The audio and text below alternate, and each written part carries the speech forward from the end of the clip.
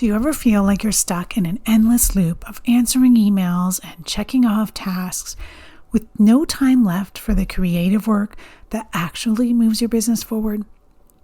In this episode, I'm tackling the balancing act. Yes, that fine line between productivity and creativity. How to get done what you need to while still making space for the ideas and inspiration that fuel your growth. I'll walk you through how to prioritize what really matters, structure your time like a VIP, and set up the right environment to keep both your workflow and your creativity thriving. Let's dive in. Are you that driven entrepreneur who believes that working harder holds the key to your dreams? Are you drowning in the day-to-day tasks, wishing you had more time to strategize and cast the vision for your business growth? Hi, I'm Donna Dubé, your guide on this entrepreneurial journey. I've walked in your worn-out shoes, burning the midnight oil, convinced that sheer hard work was the secret to success.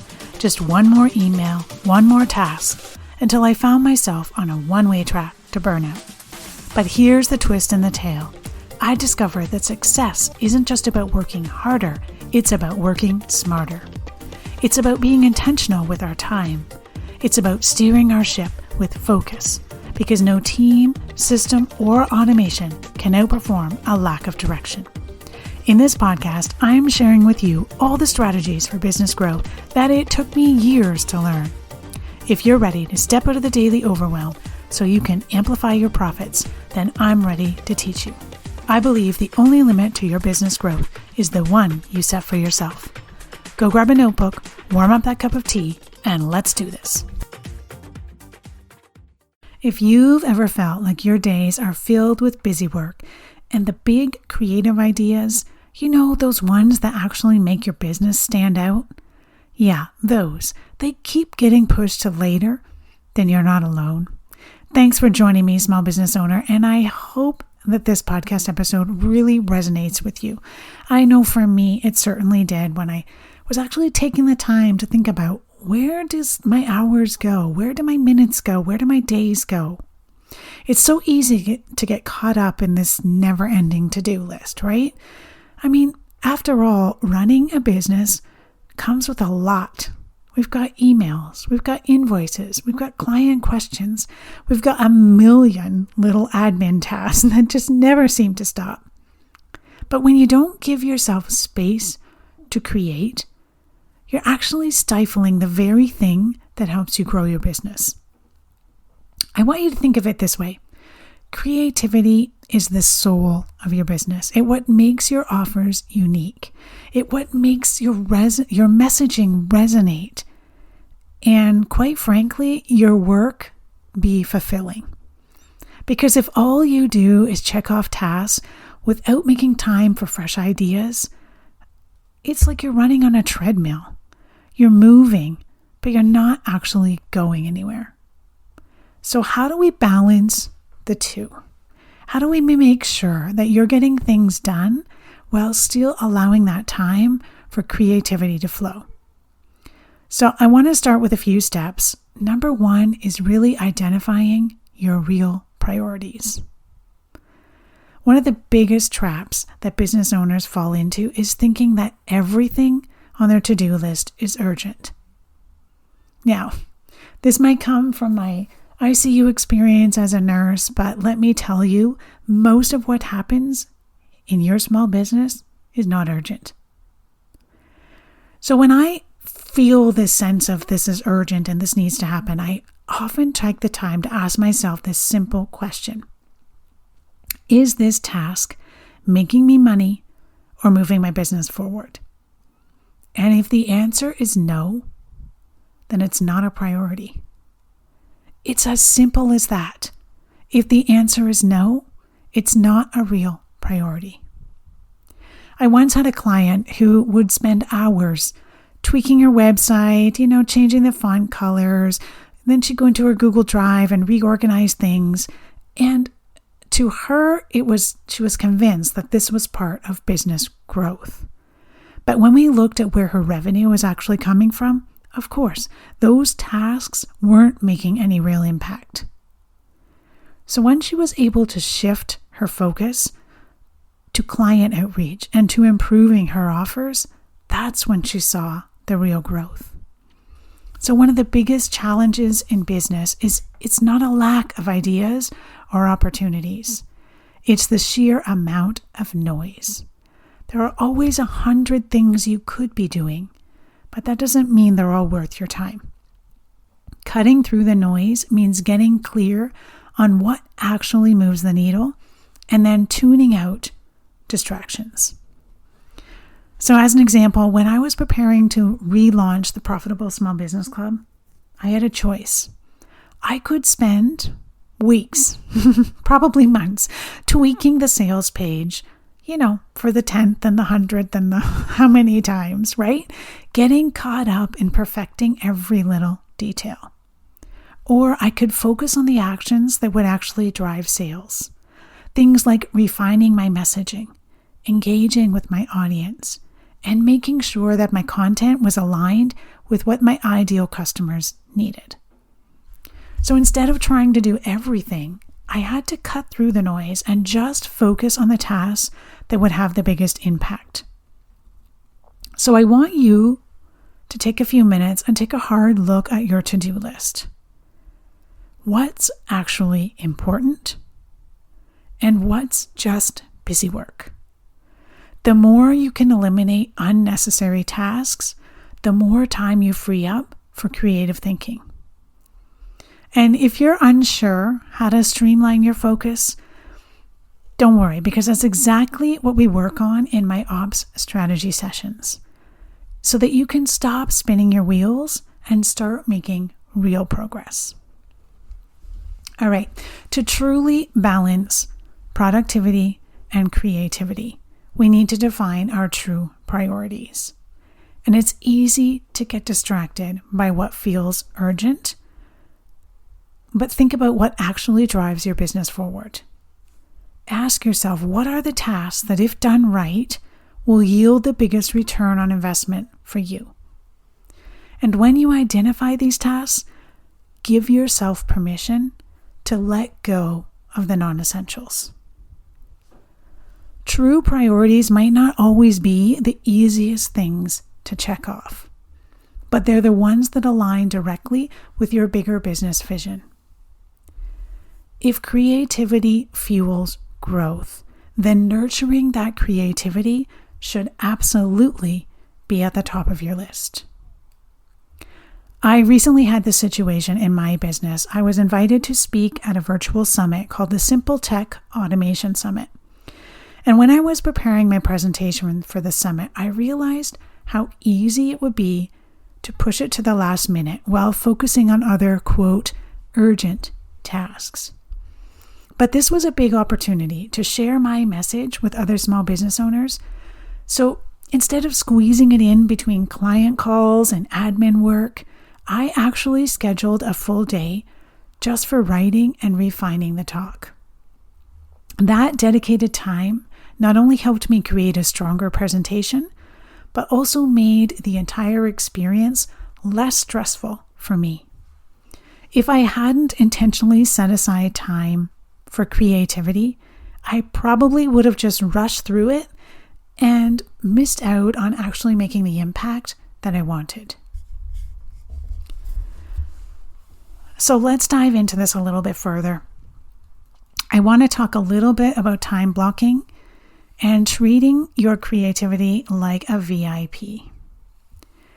So have you ever noticed how you'll likely schedule meetings and deadlines, but we rarely schedule creative work? It's just left to when I have time. But you'll never magically have time. You have to make it. So I want you to try blocking out time for creative work like it's an exclusive event, because it is. Maybe it's an hour every morning before checking emails. Maybe it's a half day once a week. Whatever works for you, protect that time like you would a meeting with your best client. One business owner I know treats her creative time like a VIP concert. She turns off all her notifications. She takes time to get her favorite drink prepared. She literally puts a do not disturb sign on her door. And she's just in it, and she's ready, and she's focused. That's the kind of energy we need to bring to our creativity. So scheduling time for this creativity, it requires a shift in our mindset, right? We need to recognize that without scheduled creative time, it's easy for the demands of our day-to-day business to just swallow up our days. So again, whether it's setting aside time in the early mornings or blocking off a few hours each week, I want you to make sure you're being intentional about it. And remember, if you're feeling like you don't have time for creativity, it's a sign that you need to schedule it more, not less. When you make time for creativity, no matter how busy your week is, it becomes non-negotiable. I want you to set boundaries around this time, just like you would any other meeting, and respect and stick to those boundaries.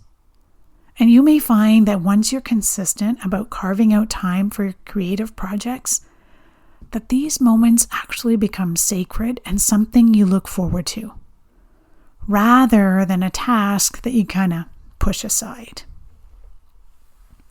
And if you need some guidance on how to schedule your time more effectively, I'm definitely here to help. You can book an ops strategy session with me, which will give you the clarity and the structure you need to create consistent space, both for productivity and for creativity. I'll make sure I link the notes or the link in the show notes. All right, so now we've agreed that we need time for our creative time. We know it's important. We have to put it on our calendars. We all know how easy it is for interruptions to break our flow in the day. So whether it's a phone call, whether it's a Slack message, whether it's a constant ping of new emails, distractions are everywhere, right? And that's why protecting your creative time is so crucial. You've got to put measures in place that guard your creative hours. So like my client did, turn off your notifications. Put your phone in another room if you have to.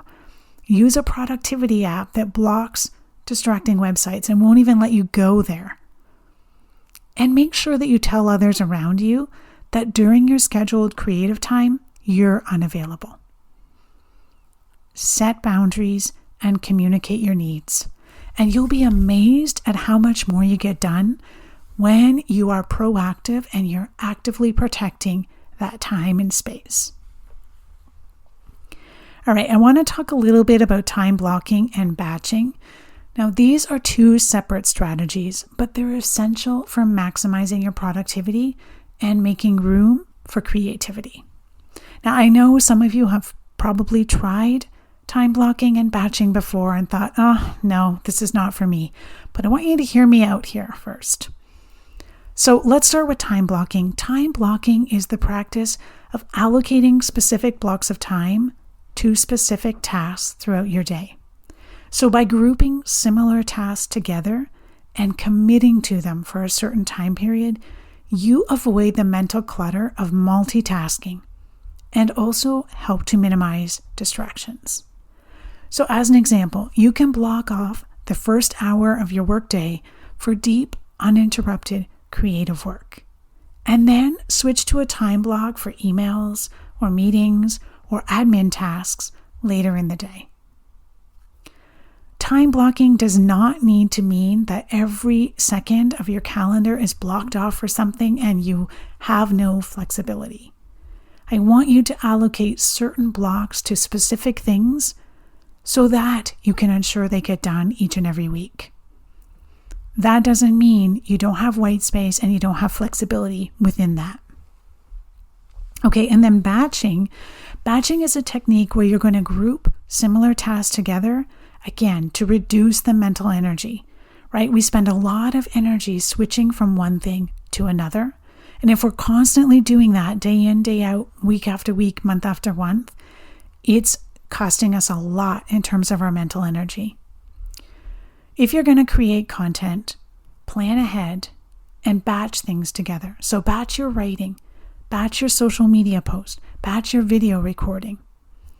Batching eliminates the stress of constantly thinking about what to do next and helps your brain stay in one focused mode. So as an example, recording and producing this podcast obviously takes me some time each and every week, right? But it's also a key part of my marketing strategy. And so I want to make sure that I'm being consistent with it each and every week. So early on, I used to try and, fit it in whenever I had a free moment, which usually meant it got pushed to the bottom of the list. Now I do things completely different. Now I batch my podcast tasks. So I set aside a block of time to brainstorm topics. I set aside another block of time to actually do the recording. And then my VA has a block of time for editing and for promoting. So by treating each of those tasks as an essential business activity, rather than when I have time, I'll do it kind of task, I've been able to stay consistent without it taking over my entire week.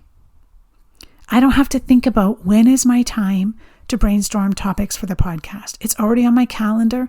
It will come up recurring whenever it needs.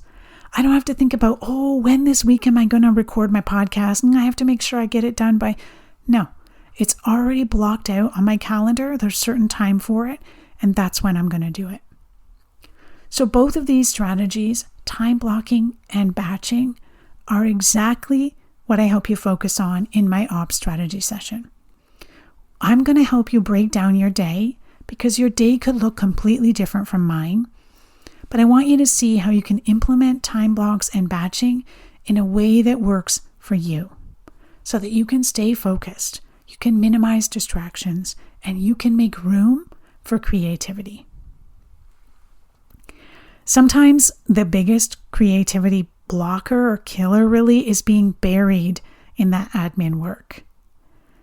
But there's good news. There are so many tools that can take some of that off your plate. So we can automate whatever we can. Think email templates, scheduling software, and systems that cut down on that decision fatigue. For example, I use a simple system for content planning. That means I never start from scratch. So instead of staring at a blank screen wondering, what am I going to post? I pull from a running list of ideas that I've already brainstormed. Less time planning means more time actually creating. And if setting up these kinds of systems feels a little overwhelming for you, then I want you to reach out because I'll help you set up the right workflows so you can spend less time on admin and more time doing what you love.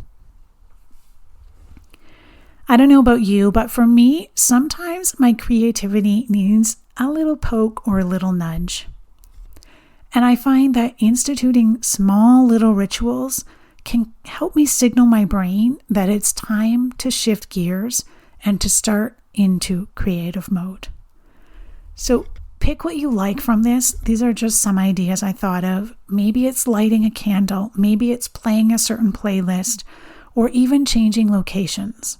Like moving from your desk maybe to a cozy chair with a notebook or to a local coffee shop, whatever works for you. Maybe it's even outside if it's a nice day. One of my favorite tricks is actually walking. There's something about stepping away from the screen and just going for a walk that's really helped me unlock ideas. And I can't tell you how many times I've solved a problem or come up with a fresh idea while I'm outside for a walk, not sitting at my desk, but actually outside just taking in the world. So give it a try. Let me know what kind of things work for you to set up that stage for creativity. And lastly, your space matters, both digital space and physical space. So I'm sure each and every one of you has had a time when you sat down at your desk and it's a literal mess, right? You've got Post-it notes, you've got little pieces of paper, you've got things that don't even belong on the desk. And that's because clutter, whether it's physical clutter or digital clutter, creates mental noise. So take a few minutes to clear your workspace before diving into that creative work. And don't forget about your digital workspace either. A cluttered inbox or disorganized files, in your Google Drive can be just as draining. Now, as a caution here, I don't want you to go down a huge rabbit hole of organizing your whole Google Drive and your whole desk and your office and the whole 9 yards, right? Keep it simple. But a 10-minute cleanup and putting things in the right places, whether it's physical or digital, can really go a long way. I remember working with one of my clients, and she was constantly overwhelmed with her inbox, right? She had subscribed to a lot of things, first of all, and just didn't know how to keep the volume down and put things in the right places. So once we set up a simple email system, she felt instantly lighter, and she had more mental space for her creative work. So again, if your environment is adding to your stress, take a few minutes and do a little tidy, do a little organization that can really help set you up for success. At the end of the day, my friends, creativity isn't a luxury. It's a necessity. It's what keeps your business fresh and exciting, and most importantly, profitable. But it won't happen by accident. You have to be intentional about making space for it. So take a minute, look at your schedule. Where can you carve out time for creative work? What tasks can you eliminate or automate?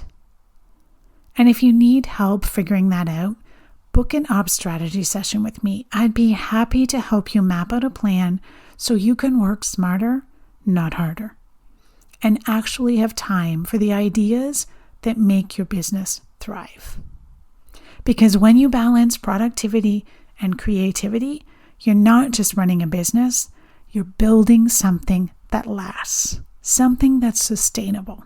And that's exactly what I want for you. Alrighty, thanks for sticking with me on this episode. I hope you find some time to balance your productivity and creativity. Can't wait to see you next week. Take care. Thank you for joining me on this episode of CEO Amplify. I appreciate you being part of our thriving community of ambitious business owners. If you enjoyed today's episode, I kindly ask you to share this podcast with a friend and take a hot minute to rate and leave a review. It would mean the world to me. Your feedback helps me reach more people and continue providing valuable content. Thanks so much for your support. Keep shining, and we'll catch you on the next episode.